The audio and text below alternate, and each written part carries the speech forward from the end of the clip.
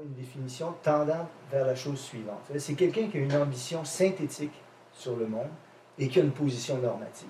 Alors, ces deux aspects-là me semblent importants pour définir un intellectuel. Ce n'est pas simplement un travailleur de l'esprit spécialisé sur une question et restreint à celle-là. C'est pour ça que je dis qu'il y a une ambition un peu synthétique. L'intellectuel, il va prendre position globalement sur des grands enjeux. Je pense que ça définit un intellectuel. Chomsky est un intellectuel, dans le sens où Foucault était manifestement un intellectuel, Sartre était un intellectuel. Ça veut pas dire que ce sont de bons intellectuels, tous ces gens. Mais ils ont ça, ils ont une ambition synthétique, ils ont une position normative et ils interviennent dans les débats publics pour les éclairer ou les alimenter. Ouais.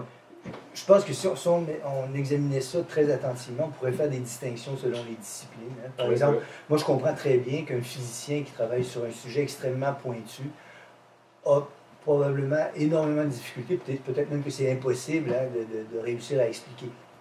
Quoique, encore une fois, je pense que presque tout peut se vulgariser à un certain degré pour que les gens le comprennent.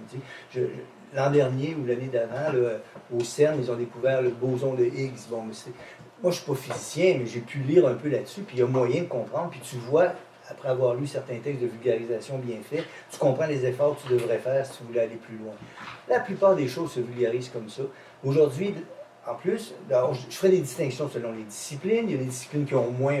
On ne peut pas vulgariser le boson de Higgs facilement, d'une part, puis c'est plus difficile sans doute de faire comprendre aux gens que ça a un enjeu important pour eux, parce que manifestement, ça n'a pas une implication directe dans leur vie. Donc, il y a des disciplines qui se prêtent plus, à des fois, les sciences politiques, sociaux, etc., se prêtent plus à la vulgarisation. Mais outre que les médias en ce moment se transforment dans un certain sens qu'on connaît bien, il y a d'autres opportunités qui sont ouvertes. Il y a YouTube, il y a des blogs, il y a des possibilités de communiquer. Vient de se tenir au Québec, il y a une semaine ou deux, un colloque de gens, vulgarisateurs scientifiques, qui se posaient la question de savoir. Puis l'enjeu est là, il est réel. Les gens ont besoin d'avoir accès à la science pour comprendre le monde dans lequel ils vivent aujourd'hui.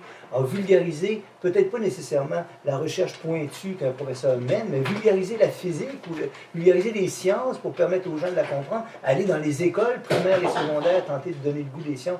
Il y a une très grande quantité de canaux par lesquels ce travail d'alimentation de la conversation démocratique peut se faire. C'est pas souvent, ça peut parfois ne pas être des canaux habituels ou coutumiers ou ceux qu'on connaissait il y a 50 ans, mais il y en a.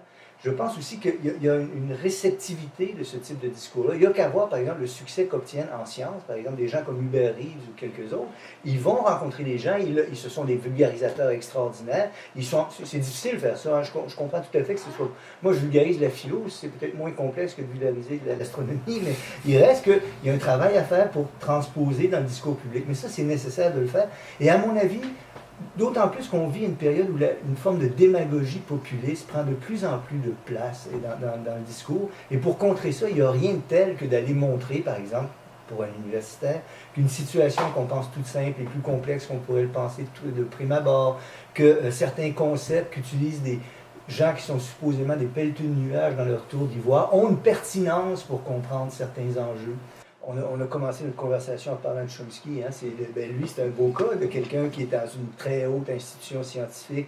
Moi, je pense que dans 100 ans, ça fait partie des contemporains dont on va encore parler. Chomsky est en disant, voici une contribution immense à linguistique, philo, sciences cognitives, son œuvre philosophique et scientifique. Puis à côté de ça, il y a toutes ces interventions publiques. Tu vois.